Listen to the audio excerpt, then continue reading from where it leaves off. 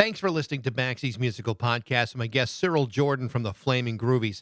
I hope you like what you hear. If you do, be sure to subscribe to it, rate it, share it, review it, and aggressively tell everyone you know about it. You can also follow the show on Instagram, TikTok, and Facebook for regular updates on future guests. Today, we're brought to you by Metro Chrysler, Dodge, Jeep, and Ram at Chicopee. Visit their state-of-the-art dealership by BJ's in Big Y on Memorial Drive, or stop by MetroJeep.com and drive home in your new Metro Chrysler, Dodge, Jeep, Ram today by listening to every episode of Baxie's Musical Podcast. It's Baxie's Musical Podcast. Resistance is useless.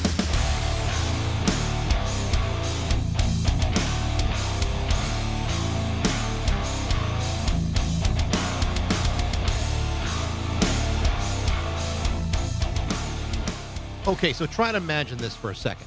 Since 1965, the band The Flamin Groovies have held a place in music history in which they've skirted in between garage rock, blues, psychedelia, power pop, and proto-punk, evolving rapidly at a time when music was changing everything. For the last 60 years, this has been a band that has threaded the needle multiple times by finding unconventional ways of reinventing themselves over and over again. It is a band that has always been in existence in one form or another and has released some of the most respected albums in rock history, like their amazing 1971 album Teenage Head or their 1976 follow-up Shake Some Action. While they may not have achieved the same level of commercial success that was enjoyed by many other artists at the time, the Flamin Groovies always found a way to combine big-sounding guitar riffs with serious British pop sensibilities. All of this coming at a time when people simply weren't really doing that. And that's what's made them so unique. By their own proud admission, the Flamin Groovies have always been somewhat of an outlier, while at the same time, they've continued to be one of the most important and influential bands of its time, influencing everybody from Blondie to Cheap Trick to the Dictators and many others. This was a band that was loved by the likes of Elton John, the Stooges, and the Rolling Stones as much as they were loved by the Flamin Groovies. Originally founded in San Francisco in the mid-'60s by lead guitarist Cyril Jordan and the late Roy Loney, the band's original lead singer, it's a band that has seen a bit of everything, with a bunch of incredible stories to tell amidst a continual evolution of sounds, band members, and influences. Last month, Liberation Hall released another in a series of incredible live sets from the Flamin Groovies. The name of the latest record is Flamin Groovies Let It Rock, live from the San Francisco Civic Center in 1980. It is a fantastic live set for one of the band's classic lineups, just as the band was about to face their next set of big challenges. It's another incredible document of what many people have described as the greatest rock and roll band ever. My guest today is Cyril Jordan, co-founder and leader of the Flamin Groovies. His account of both the band and its place in music is absolutely fascinating, and the stories that you're about to hear are freaking amazing. This is a man who has found himself in the middle of everything, and it's one hell of a ride. To talk about the new record and the band is lead guitarist and co-founder Cyril Jordan of the Flamin Groovies on Baxie's Musical Podcast.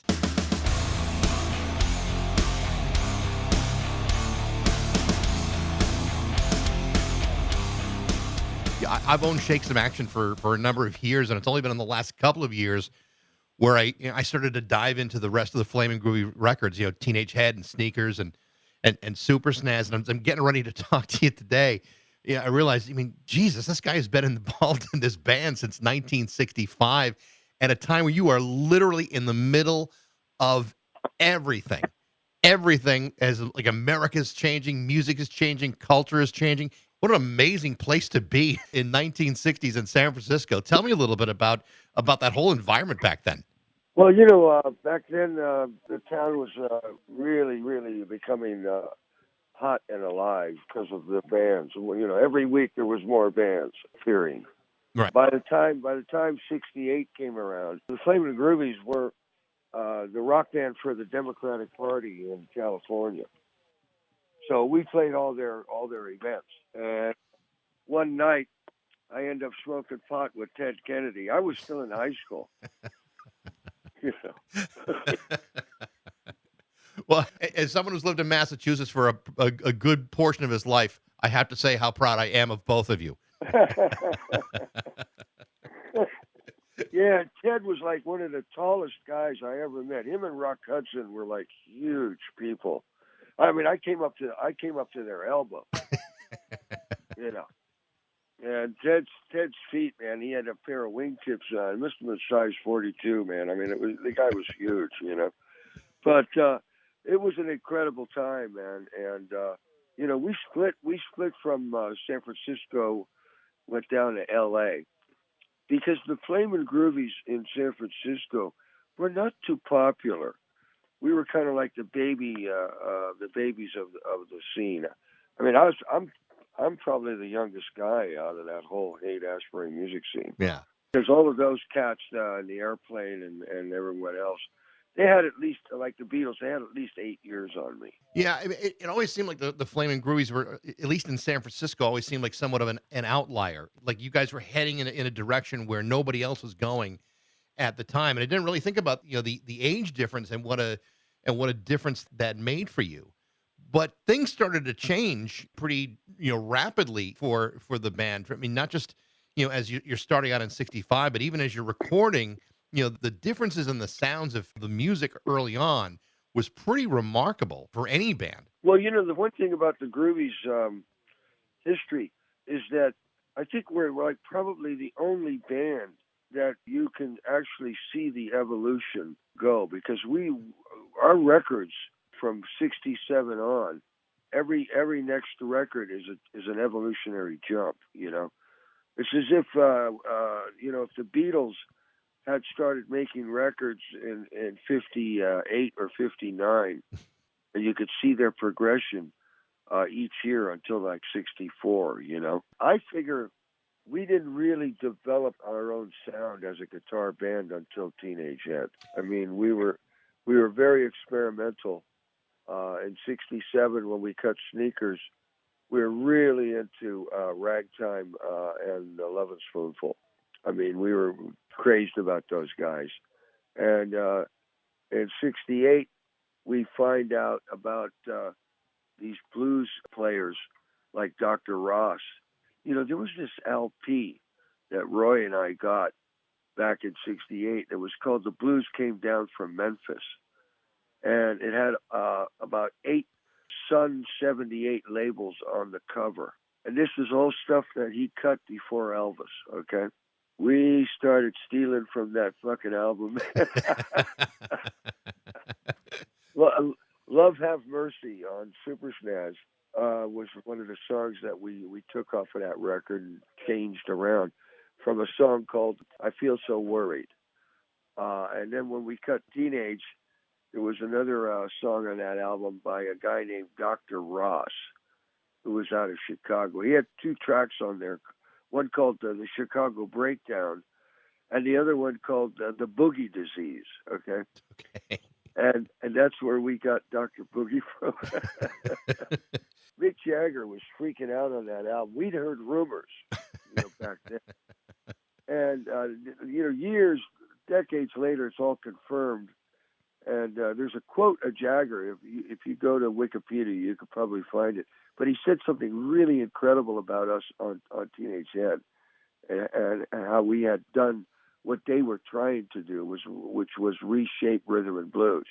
And you can hear that, especially as the years go by and you start learning how to play slide guitar a lot more. Then all of a sudden you're starting to really see how deep you're digging into rhythm and blues back then. Oh yeah, no, it was amazing. I mean, the Rolling Stones were an incredible big influence on us also. I mean, after Jumpin' Jack Flash, that was it for me. It was like, this is the band, Yeah. This is the kind of guitar sound I want to get into. And at that point, I met the lead guitar player of the Charlatans, Mike Wilhelm. And Wilhelm was a Mississippi blues Delta guitar player who taught me slide. And that was right before we started working on Teenage Head. So he had a big influence on me, But what I wanted to say was, I think Mick Jagger tripped out on Teenage Head because of songs like Dr. Boogie. Had he been an American, he would have been able to find out about these obscure artists. Being from England, they knew about, Keith and Nick knew about Chuck Berry and Bo Diddley, but they didn't know about Muddy Waters and Howlin' Wolf. that was Brian Jones who brought all of that to their arena, And then they find out about Robert Johnson. Of course, they swiped they swiped one of his tunes. I guess they figured nobody fucking remembered Robert Johnson or something. But isn't that the way a lot of guitarists back then, especially the British guitarists, how they were lifting everything from the blues at some point? Well, they were, for me, they were the professors. When I heard Tobacco Road by the Nashville Teens in '64, I was amazed. I got the single and I find out it's written by a guy named John D. Loudermilk, who's an American. It's somebody I never heard of. And I couldn't understand how these guys were finding out about this stuff, 6,000 miles away. And so, they were as crazed. All of those players in England were as crazed as we were about earlier American music, And Roy and I were digging into the vaults. Every week we were going to the record stores trying to find, new records. We found that LP, The Blues Came Down from Memphis. There was another album that was on a vintage series from RCA that was called Jugs, Jukes, and Washboards, and had a big influence on us also. So we weren't just interested in the Stones and the Beatles. We were interested in everything that came before that, I had a wide knowledge of American music before 1960. I mean, my mother was totally crazed about the big bands in the 30s and 40s, the Glenn Miller groups, Tommy Dorsey, Artie Shaw, all of that stuff. So I was listening to that stuff before I heard rock and roll. I didn't hear rock and roll until 57. And one day I was in the car with a friend and his mom, and Peggy Sue came on the radio, and I couldn't believe what I was hearing. And so that was it.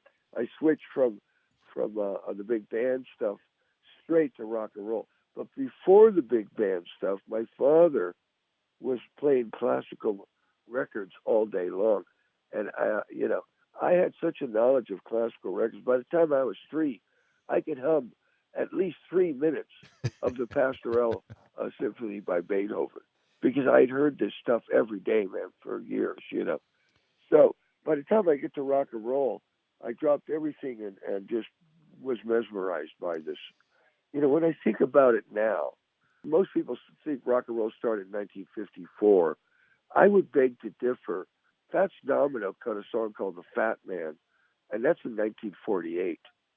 And as far as I'm concerned, the Fat Man's the real beginning of rock and roll, because Boogie Woogie, stride piano, was the big influence on rock and roll. And, a guy named, what was his name, Pine Top, in the late 20s, he cut a Boogie Woogie record. I guess he was the first guy to put that stuff on record. And from that point on, slowly, through the 30s, Tommy Dorsey cuts a song called Boogie Woogie in 1938 and gets to number 1 with it, And when I heard that, I went nuts. My mother was crazed about Boogie Woogie, and that's why she loved Jerry Lee and Chuck Berry when I turned her on to that stuff back when I was like 10 years old, So I have an incredible stretch of the history of American music. By the time rock and roll comes around, it isn't until about 1959 I really get interested in playing music. I get a ukulele, and I'm playing my ukulele and trying to figure out Peggy Sue on the ukulele. 4-stringed instrument that has a totally different tuning. John Lennon. There's a photo of John Lennon at 55. He's on the back of a truck with his group, and there's a string hanging down from his guitar, and that's the E string, the big fat E string, because his mother was a banjo player, and she taught him how to play a stringed instrument. So he unwound the E string, and he's playing 5 strings.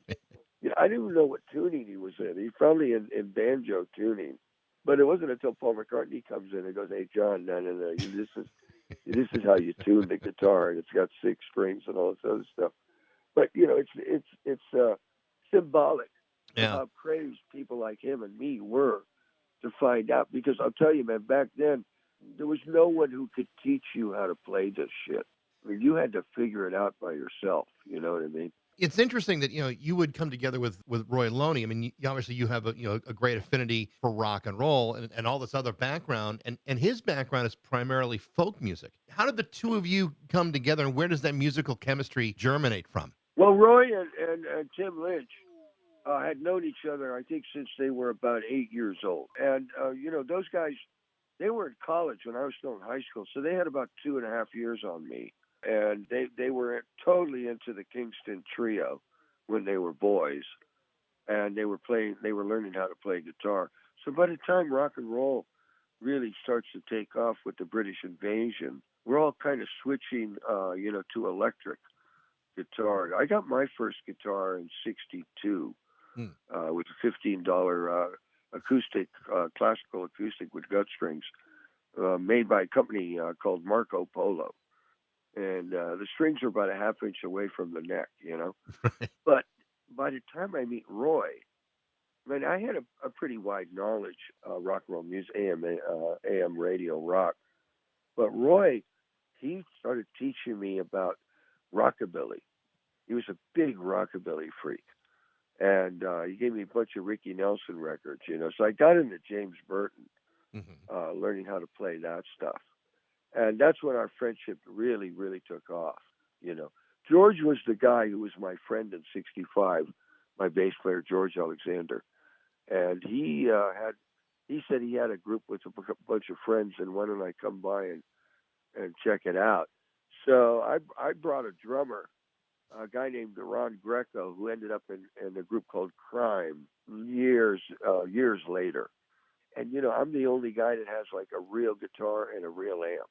I mean, I got a Gibson 235 and I got a Vox Pathfinder. When I hook up with Roy's friends, with George and Timmy, those guys had like Super O amps and Kent guitars. I mean, and I had taught myself, I didn't know anything about chords. What I was teaching myself was like lead breaks and intro parts, like, the intro to Johnny B. Good or Carol or whatever. So we get together at Tim's house and, we all plug in and set up, and Roy says, what are we going to do? So I just immediately, I start playing Baby Please Don't Go by them. Everybody knows the song, so they jump in, we all play. We run through it the first time perfect. And then, we continue on from that. What are we going to do now?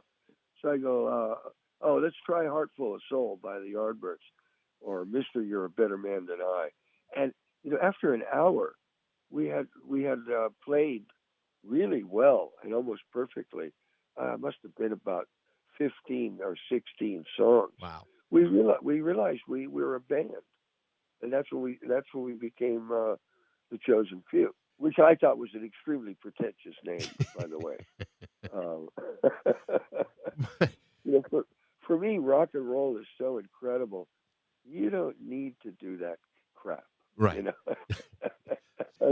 Then we find out there's like 15 groups in America called the Chosen Few, And I was extremely relieved when Roy said, "Hey, we got to change the name," So how did Flamin Groovies come up? Oh, Flamin Groovies. We became the Flamin Groovies the day after the Beatles' last live show in the world in 1966 in August at Candlestick. The next day, we became the Flamin Groovies. Now, we got a lot of backlash in San Francisco about the name. Apparently, nobody liked the name, and that's because by '66, a lot of interlopers were coming into the Fillmore, a lot of collegiate people and stuff, and they just weren't streetwise, okay? The Flamin' Groovy back then was a marijuana cigarette, Sure. Light up a Flamin' Groovy, and not many people knew that. The day we became the Flamin' Groovies, Roy had come over to the commune that George and Tim were living in with a bunch of nurses, and that's where we hung out. And I was completely stoned on pot, and I was running around the house telling everybody, "Groovy." I would just say, "Groovy." People would say something to me, and I go, "Groovy," you know. And Roy comes in, and he starts smoking pot, and all of a sudden, he sees me running around saying "Groovy" all the time, and he tells George, he goes, "He's a Flamin Groovie," and that's how we became the Flamin Groovies. Now, you said that the name was pretty unpopular. My understanding is one of the people that hated it the most was maybe Bill Graham. Well, Bill Graham, and all those college people. I don't know if you remember, but Bob Dylan, when he went electric, he got in big trouble with the whole folk scene, and that's because back then you weren't grown up and intellectual if you played electric guitar. That was teeny bopper. And if you played acoustic, yeah, you were cool. So this whole attitude of these older people that were in these groups, and mind you, most of the guys in the bands back then, like I told you, were about 8 years older than I was. And they all came out of folk. And that's why they were such good guitar players, because when you learn folk music, you learn all these tricks that are real easy to learn quickly, and you could fake people out playing this stuff. They're going to hear you and think, "Wow, this guy has been playing guitar for years," So they were all, by the time they came to the electric guitar arena, they had years of advanced playing styles on younger people like me and Roy. And all of those bands, the Airplane, the Quicksilver, the Grateful Dead, they were all a big influence on us. I mean, we saw every gig those guys played live back then, And I'll tell you, man, those bands on stage, they sounded incredible. And that's because most of the guitar players were playing with a stereo guitars. Do you know anything about stereo? Sure. Where you have a Y jack coming out of your guitar, goes into 2 amps. And if you got 2 pickups on your guitar, you've got 2 amps. Each pickup is an amplifier. By the time the Groovies were playing in Europe in the 70s, I had 2 dual Shermans, 35 watts each. So when I was playing rhythm, I was on 1 amp. When I took a lead break, I switched on the other pickup.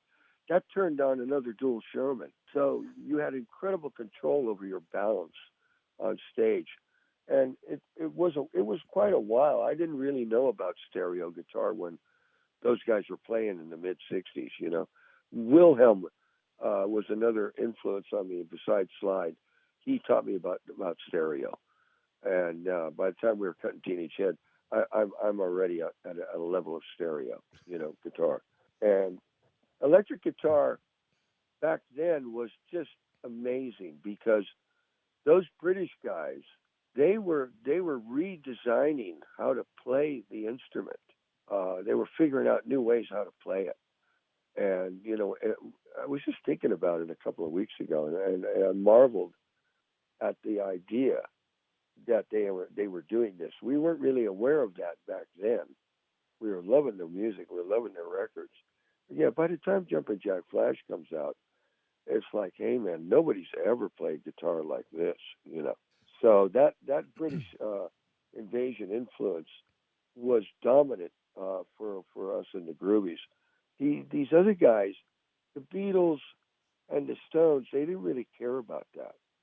And again, because they were in the charts, it was teeny bopper. So we got a stigmata on us because of this attitude, and then it got worse because we're playing something else by Eddie Cochran. We're playing Rumble by Link Wray. And these older people are going, yeah, we heard all this crap. We were so young that we weren't writing yet. It wasn't until Sneakers that we started writing our own stuff. But even by that time, Sneakers is completely influenced by the Spoonful and all the ragtime stuff we were listening to, And that's why I was saying we're the only band I can think of that has its whole history on record. So you can actually see the evolution of the band take shape. And that's especially true from sneakers to super snaz, where all of a sudden you go from, like you say, kind of like almost like a jug band type of feel to all of a sudden this really well produced, expensive sounding record for the times. I mean, it's an enormous leap from one record to another. Oh yeah, it's a big jump in style and ability. And again, like I told you, that was mainly because of this album that we got called The Blues Came Down from Memphis. You can get a copy of it. I think it's on Charlie Records now. And you might want to check it out and get a big kick out of it. But again, I think this is why Mick Jagger and Keith freaked out at Teenage Head, because we were now teaching them. You know, they had been teaching us, and because we were in America, we had access to artists that they would have never heard of, like Frankie Lee Sims out of Texas. That's where we got Married Woman from. We were crazed. I mean, it wasn't just rock and roll that we were into. We were trying to go back, way back, as far back as the 20s, listening to Blind Lemon Jefferson and Leadbelly. Leadbelly was a big influence on me, and still is. There's a great movie came out in the 70s about Leadbelly that you might want to check out, because that finger-picking guitar style of ragtime guitar is probably still one of my favorite ways of playing the instrument.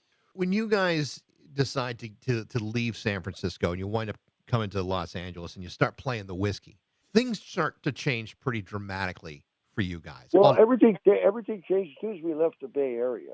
But at the time, like, you were being seen by every musician, every Hollywood actor. I mean, the exposure you guys got by basically being the house band at the Whiskey at that time was really important for you guys. All of a sudden, the Flamin Groovies have got a name out there outside of the Bay Area. Let me tell you how that happened. Our first gig at the Whiskey, we were opening for the guy who did Eva Destruction. What the hell was his name? I can't remember his name now. Barry But McGuire. he had Barry McGuire, who comes out of the New Christie Minstrels. He's also part of that folk thing. And he jumped in at the end of the 60s with the switch to electric. And he writes the Eva Destruction, and it goes straight into the top 10. So here we are at the Whiskey, opening up for Barry McGuire Friday, Saturday, and Sunday at the Whiskey. Well, Friday night, we do our show, and we're backstage, and Cesar Romero comes upstairs with these two chicks, and he's flipping out in the band. He buys everybody martinis, And the thing about the Whiskey, it's geographically situated on Sunset Boulevard, about 1.5 miles away from Bel Air and Beverly Hills. So all these people in the industry that are making movies and stuff, they're on their way home. They drive by the Whiskey and go, hey, let's go in the Whiskey, have a drink. So it was just amazing. Well, to make the story even more interesting, I don't know what Barry McGuire did. We didn't really watch his set. But after he finished his set on Friday night, Mario, the guy who ran the Whiskey, this was a mob guy from Chicago. He came upstairs and he was kicking chairs, and he was mad as hell at McGuire, because I guess McGuire was drunk. I mean, he was an extreme heavy alcoholic, and I think he screwed up his set. So Mario comes into our dressing room and he goes, hey, tomorrow night, you guys are headlining and McGuire's opening. And then he turns around and walks out. And from that point on, and I'll tell you something about the Mafia guys. I became friends with these cats in Hollywood and Chicago and in New York. And one thing about those dudes that I found out, they pretty much know that 90% of the human race are a bunch of jerks, and they don't dig jerks. I was brought up European style. I'm a very polite and diplomatic person, and I charmed the hell out of Mario, because I was nice to the bus boys. I was nice to the waitresses, and when they see somebody who's not a jerk, they embrace them. because they know how rare it is to find people who ain't jerks. So we were embraced by that. They were the best people I ever worked for. I mean, I would do gigs for Bobby Corona, who was out of the Latino mob out of San Jose. They opened up clubs here in the Bay Area called the Keystones. And the first gig we did for them, I went after the show. I went into Bobby's office to get paid, and he's on the phone. He gets off the phone. He goes, "Hey, how much did Little Bob say you were going to get?" And I said, $300. And he opens up his drawer, gets the money out, and he goes, "Here's 600, man. You guys are fantastic."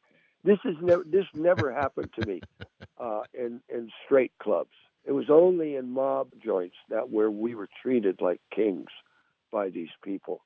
And I think the FBI fucked up real good by getting rid of the mafia, because the mafia kept all the other gangs out of America. Now, because the mafia's gone, all these assholes are coming in.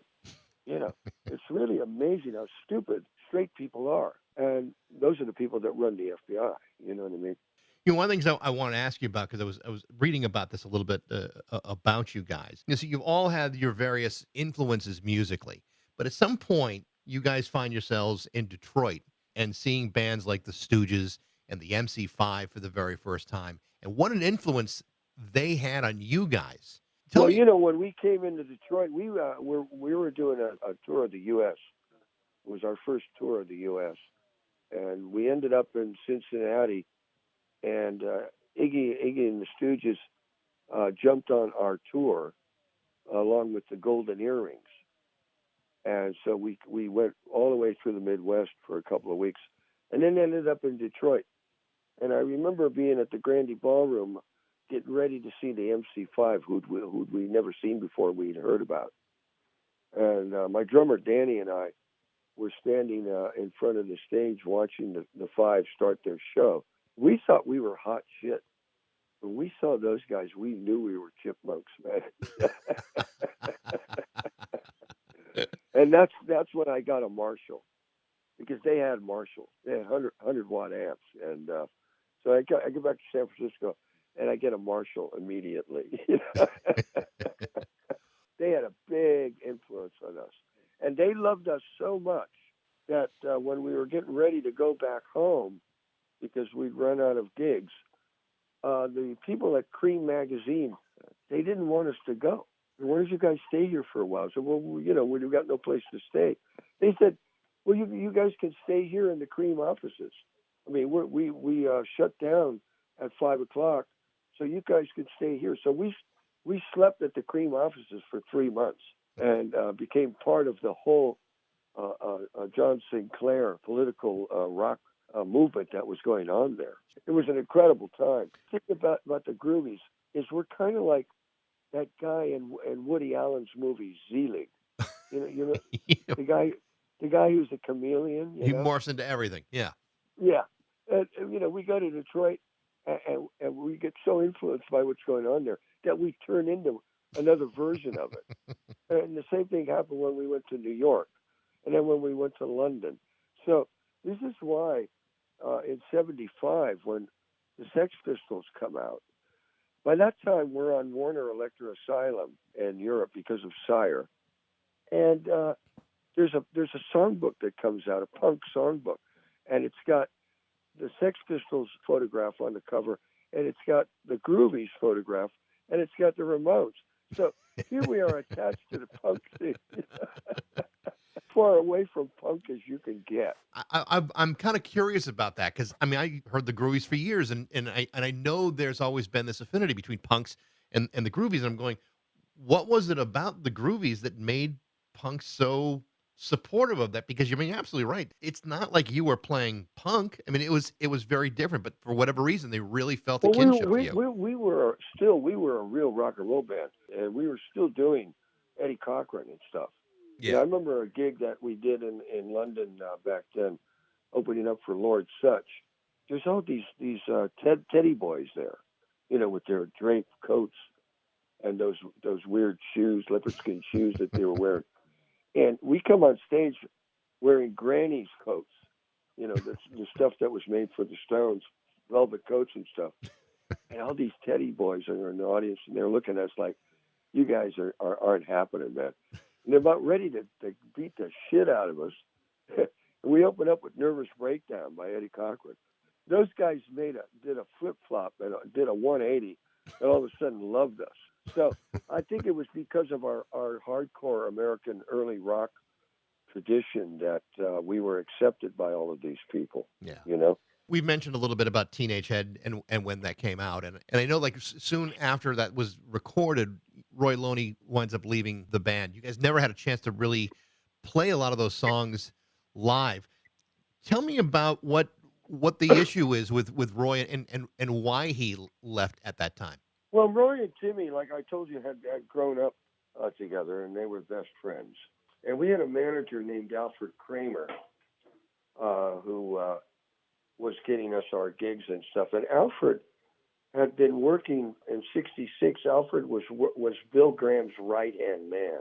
So Timmy gets a girlfriend, and I find out that it's Alfred's sister, okay?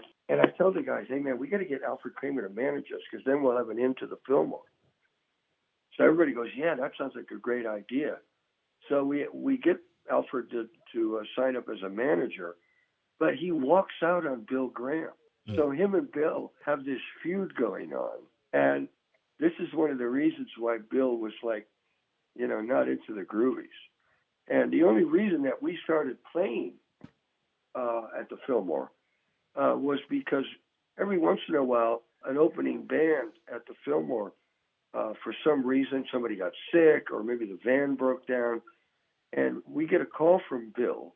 Alfred gets a call from Bill that he needs an opening band immediately. So we get signed up. And, you know, it's really weird because one Sunday morning in '67, my mom wakes me up at 10 in the morning and says, hey, somebody's on the phone. And I'm thinking to myself, who the hell's calling me at 10 in the morning? And she says, somebody named Bill Graham. And I go, what? So Bill, he wouldn't talk to Alfred. So I don't know how he got my number, but he calls me up. He goes, hey, I need you guys to open up for Cream today. It was Eric Clapton's group Cream. Sure. It was their debut show in America at the Fillmore. And the second act was the Electric Flag. No, the opening act was Electric Flag. Gary Burton Quintet was on in the middle. And I said, well, I got to find out if everybody's still in town. Let me call you back. So I find out, yeah, everybody is ready to do it. I call Bill back, and I say, yeah, we can do the show. So we're not on the poster because it was a Thursday, Friday, Saturday, and Sunday show. So anyway, what happens, right at that time, I had been studying Eric Clapton on the John Mayall Blues Breakers album. And I found a Les Paul, gold top Les Paul Gibson, 1954, in mint condition, which I bought from a biker.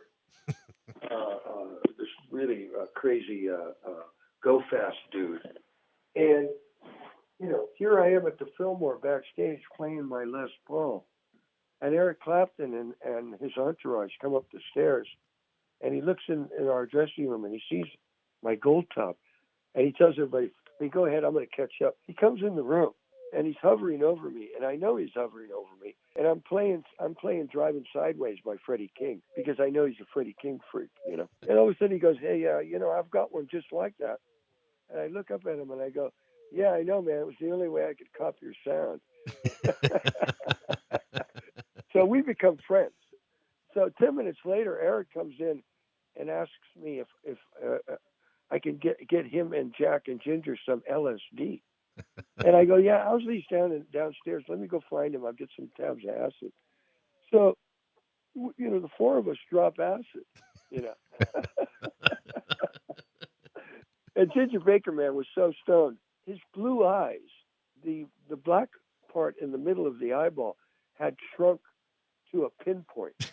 And, you know, and he wanted to take another tab. And I said, you know, this is Owsley White Lightning LSD. This is like 1,500 micrograms of acid, you know. And I go, no, you don't want to do another one of these, you know. he was, by the time he's getting ready to go on stage, Ginger says, "Hey, help me go down to the stairs and bring me to the stage." So I'm holding his hand and walking him down the stairs, and I walk him up to the stage. And I don't know how those guys did it. They played on Owsley Acid. They played their set, and it was incredible. Wow. And unbelievable. Ginger looked like, when he got on his drum kit, which was huge, he had all these tom-toms on the right side. He looked like he was swimming, you know. It was fantastic. So because of that gig with Eric, and we become friends, later that year, we opened up for the Yardbirds on their last tour. And at that point, Jimmy Page was the only guitar player. Chris Draja had switched to bass. They were a four-man. They were a quartet. And I become friends with Jimmy. That's because Jimmy had heard from Eric about the Groovies.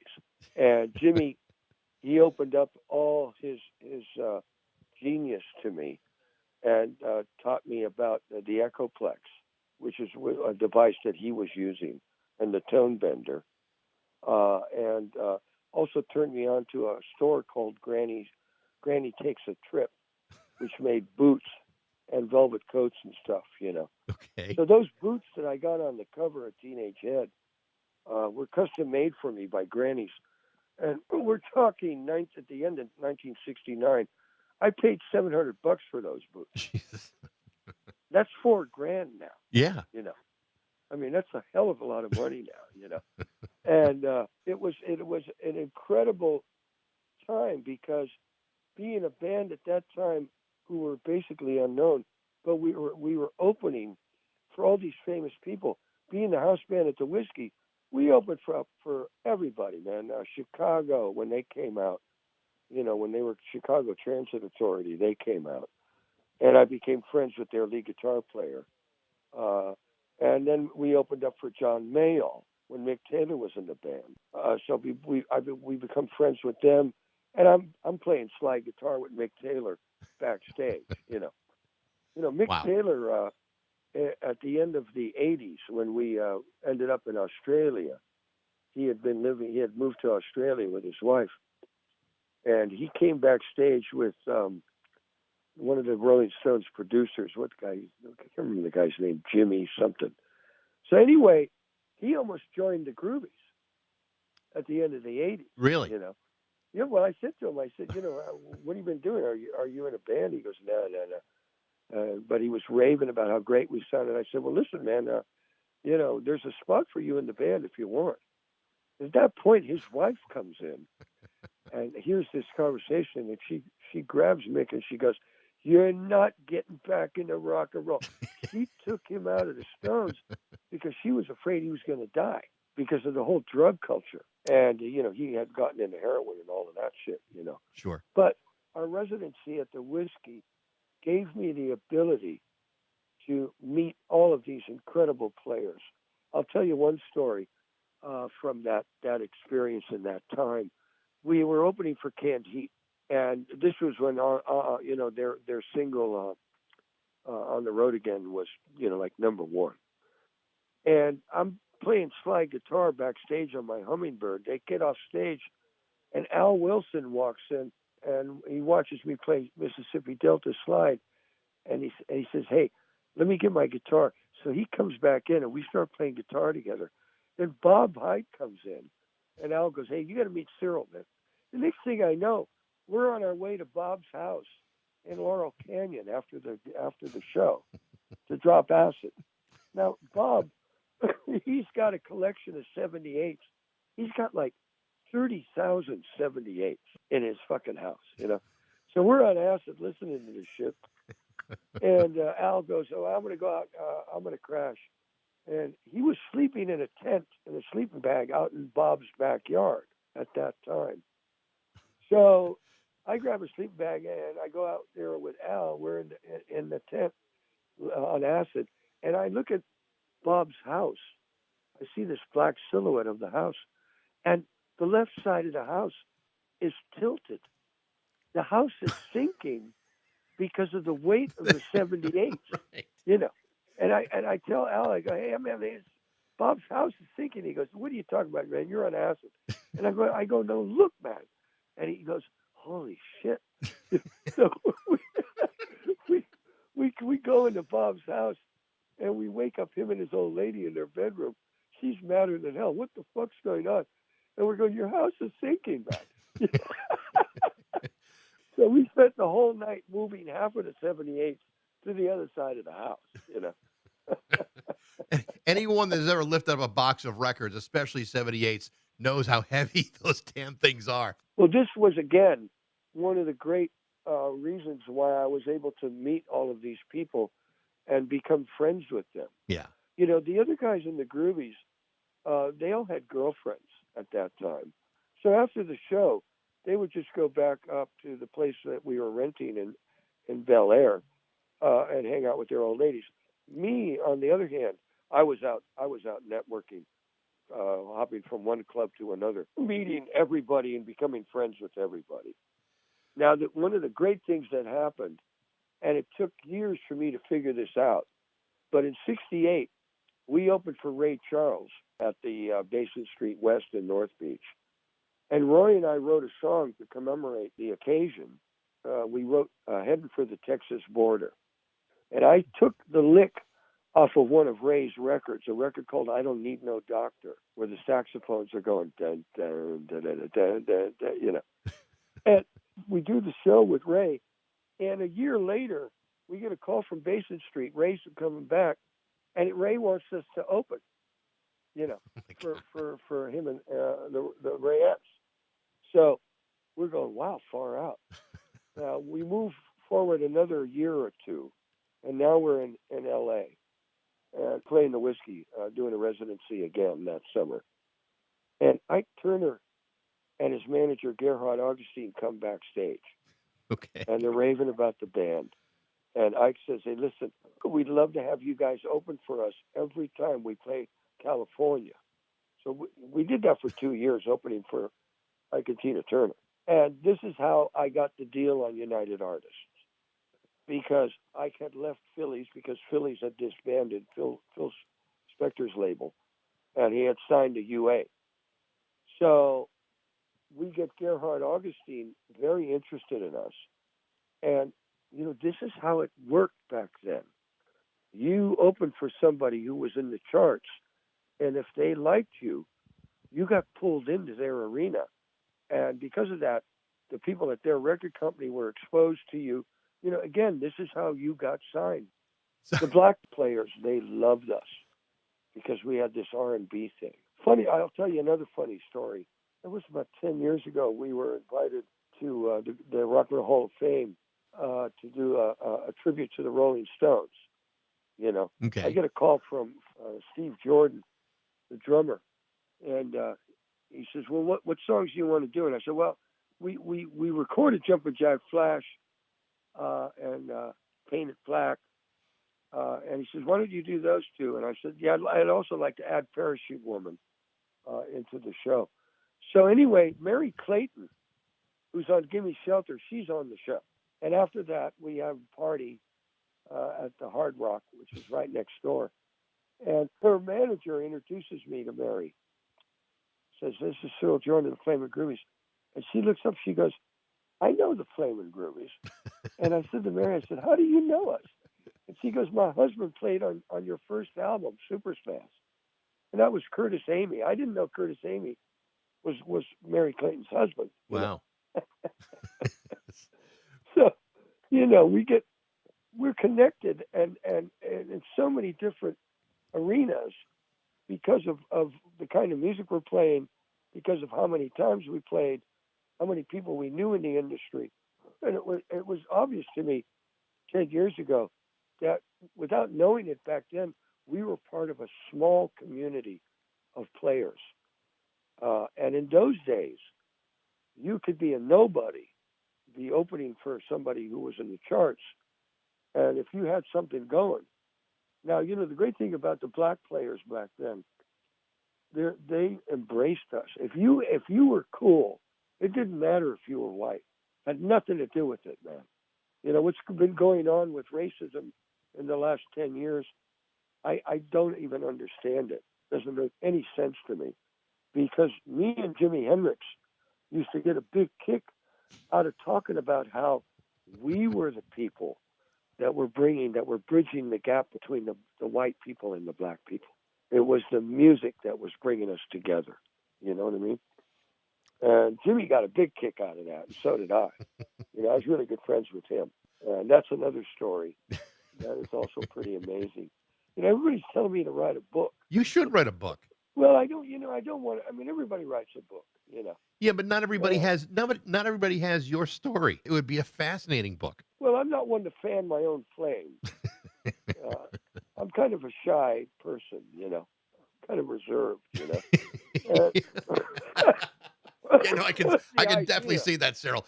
You're definitely a wallflower.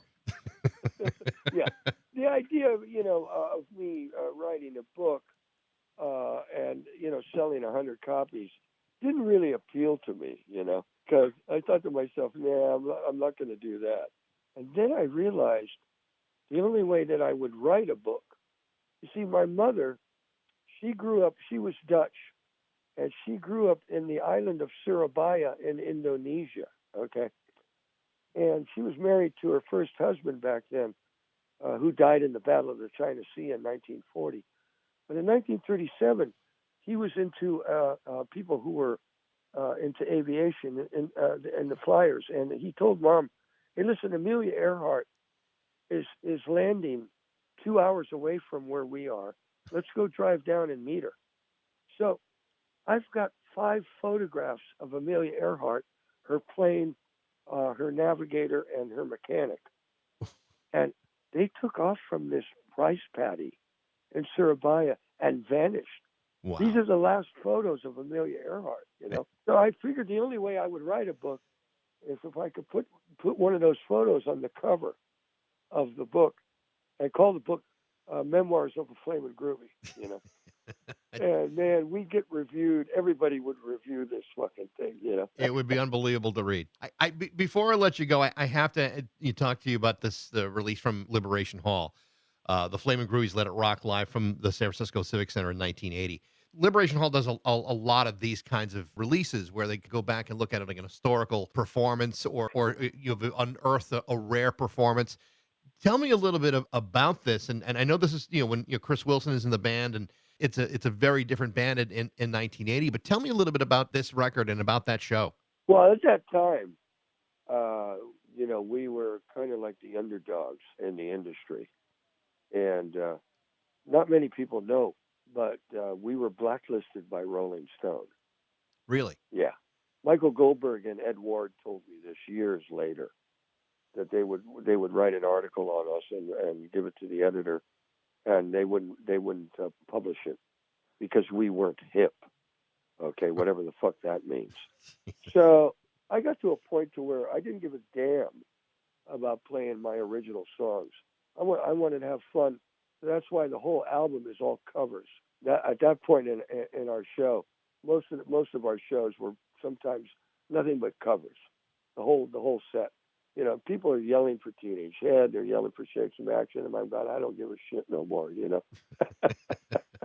Hey, you're there to have fun. That's what matters. And that's what we were all about, man. Yeah. Doing it our way and having fun. And we're not selling out. We're not switching to disco because it's popular like the Bee Gees did. Okay, right.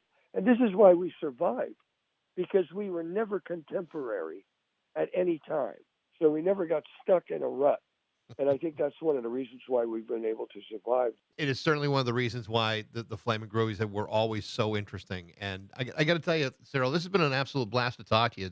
I have to believe we've only scratched the surface of all the stories you've got to tell. But I do appreciate. Well, if you want to do part 2 sometime, man, I'm ready. Anytime you want to bring me back in, I would love that.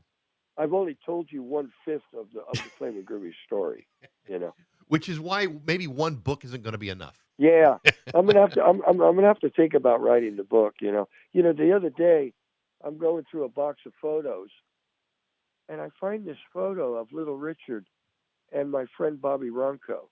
I just did one of the, I've got a column in Ugly Things called the San Francisco Beat. So I did my column a couple of issues ago on Little Richard, and I put the photo in there because this photo was taken in my living room in 1985. You know, Bobby was really good friends with Richard because Richard was totally into coke, and Bobby was a big coke dealer, you know. And he had told me for years that he was friends with Richard. So anyway, one day in 85 at midnight, there's a knock on the door, and I open it, and it's Richard and Bobby. They come in, you know. And this photo, it's the only photo I've ever seen of Richard in regular clothes. You know, his hair is not up in a big pomp, and he's wearing regular clothes. You know, and we had met Richard in '69 and had our photo taken with him because the Beatles had their photo taken with Richard. You know, and I remember when we met him, I said, "Hey, can we have our photo taken with you?" And he goes, "Oh yeah, why do you want to do that?" I said, "Because that's what the Beatles did." And he goes, "Oh, you want to be like the Beatles?" I said, "Well, we want to be more like the Rolling Stones." And little Richard goes, "Mick Jagger sucked a lot of dick to get where he is."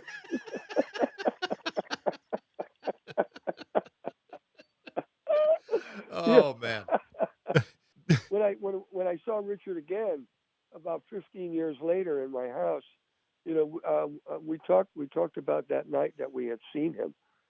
He was playing in a little club down the street in Seattle at a club called the Penthouse, which was down from our hotel. And we saw his name on the marquee and went, "Oh, wow, we got to go see Little Richard." And we went to see him, and it was a small club. You know, we're the only white guys in the show. And Richard comes out, man, and starts playing Lucille. He's got a gold lame suit, Cuban heel boots. He just sits on the piano, and he starts pumping Lucille. Halfway through the song, his gold lame suit was turning dark gray because of sweat, and it was moving down from his shoulders down to his stomach. By the end of the song, his whole suit had turned gray. The sweat was dripping off of the bottom of his trousers. I mean, I couldn't believe the energy that this guy was putting out. Amazing. It's just fantastic, man.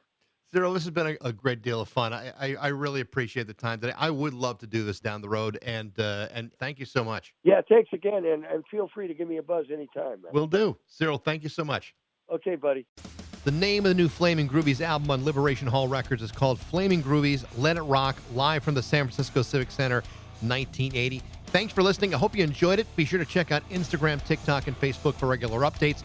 You can also email me at bax@rock102.com. I'd love to hear what you think. Thanks again to Metro, Chrysler, Dodge, Jeep, and Ram at Chicopee for their support, but most of all, thanks to you for listening to Baxie's Musical Podcast.